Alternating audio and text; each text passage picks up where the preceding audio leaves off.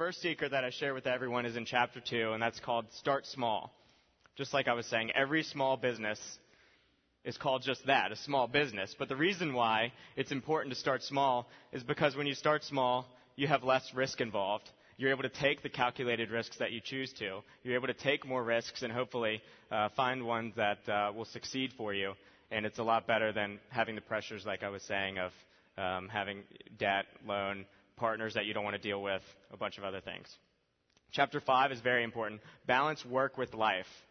And that's so important. And I've had to learn to do that at a very early age because when I was 12, 13, 14, 15 years old running businesses, I totally did not let those businesses affect my personal life in any way whatsoever. I felt it was really important to live 2 separate lives and to keep business totally separate from my personal life and to keep my personal life totally separate from my business life.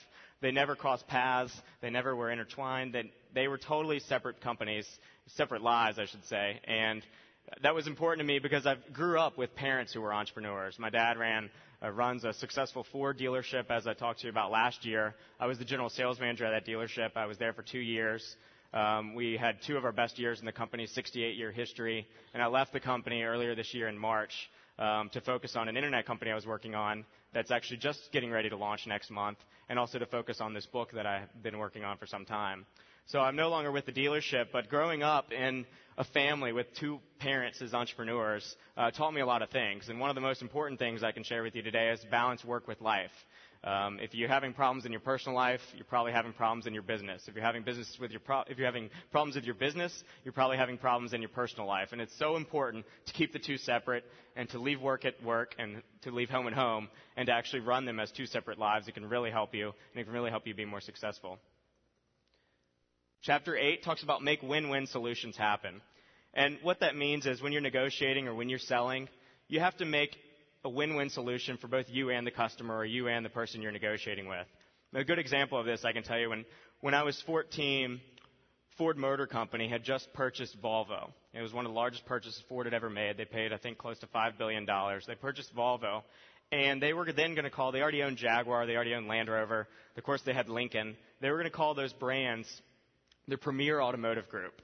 And I had read about this in actually a press release Ford put out to all the media publications. And they said they're going to call this new organization the Premier Automotive Group because it's their premier luxury brands. So they had Aston Martin, they had Lincoln, they had Land Rover, they had Jaguar, and now they had Volvo. So Premier Automotive Group was going to be their new name.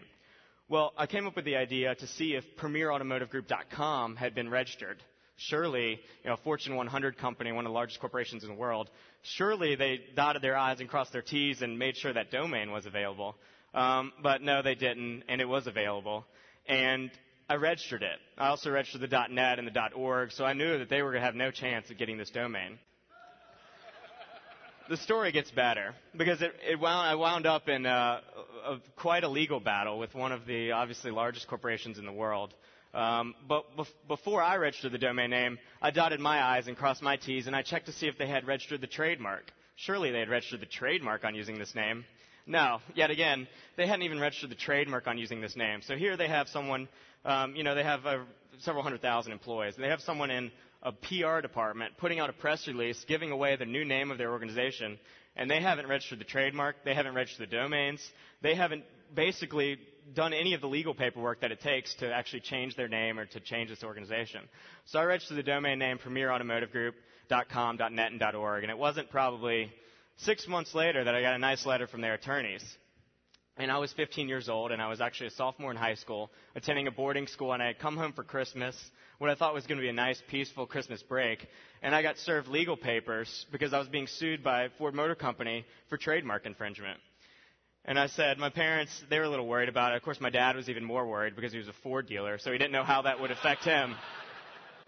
He didn't know how that would affect him, but he figured that they would just start sending him, every car that's only black, or he wouldn't be able to order exactly what he wants. So he figured that they could hurt him in other ways. But what was unique about this is that I wasn't worried at all because I knew that I had crossed my I's, dotted my I's, crossed my T's, and they did not have the trademarks. They had no legal grounds for this, so I wasn't even worried about it. I gave it to my attorney. He agreed. He said they have no grounds for this. He responded with a phone call and a letter, and coincidentally, their attorneys got tied up at the time with the Firestone tire recall. So we didn't even hear from their attorneys for about another year. And then they contacted us and they realized that, whoops, they didn't have any legal ground. They didn't have the trademark. They didn't have anything else. So what turned from being a lawsuit where I was going to have to be faced with, the Goliath, Ford Motor Company, actually turned them into paying me a nice amount of money to buy those domain names. And that was because we made a win-win solution happen. If I had just turned over the names and didn't stand my ground, there would have been a win-lose. They would have won, I would have lost. They ended up paying me a 5-figure settlement to buy the names. Chapter 10, I talk about adapt or die. It's so important for small businesses to be able to adapt to their surroundings. If not, what happens? Well, you're going to die. Your companies have to always be able to change to your competition. You have to be able to respond to your competition. You have to be able to respond to your customers' needs and wants. You have to always be able to adapt, and that's one of the huge advantages of being a small business is that you're nimble, and you should be able to do those things. Large businesses, such as Ford Motor Company right now, they're having huge problems being able to adapt quickly. In fact, they're not very able to do that. With small businesses, that has to be the key, and that has to be one of the founding principles that makes our business successful and continue to be successful and even more successful and continue to grow is being able to adapt. And if you're not able to adapt, then your company will die. Number 12. Seek out new knowledge every day. All of you are here today because you're doing just that. I'm here today because I'm doing just that. I was here yesterday to hear Harv speak, and I was doing just that. I was seeking out new knowledge. I do that every day. I went to college at Virginia Tech. I went there for no longer than a semester, but I took some business classes there, many of which weren't of very interest to me, but I started a business there, and that business is where I was able to seek out new knowledge. I had a partner in Texas, and we started a company called CertificateSwap.com, and it was known as bringing back the .com revival. We had a cover story on Entrepreneur Magazine as Tech is Back, and not Virginia Tech, but it was talking about the tech industry. And this is the revival of the .com industry. It had been several years. This was 2003, so it had been several years since the .com bubble burst, if you will, in 2000. And we were launching this company, CertificateSwap.com, which was an online gift certificate marketplace similar to eBay. So if you had a gift certificate, which is a $40 billion a year industry, that you didn't want, you would come onto this website and you would list it for sale at a discount, and someone else would come onto the site and buy that gift certificate at a discount. So for instance, if I had a $100 certificate to Foot Locker and I had just bought a new pair of shoes and it had no meaning to me or no value, I would list it on the website for $90. I would be happy to get $90. The other person would be happy to get, a discount certificate because they'd be paying $90 to get $100 value.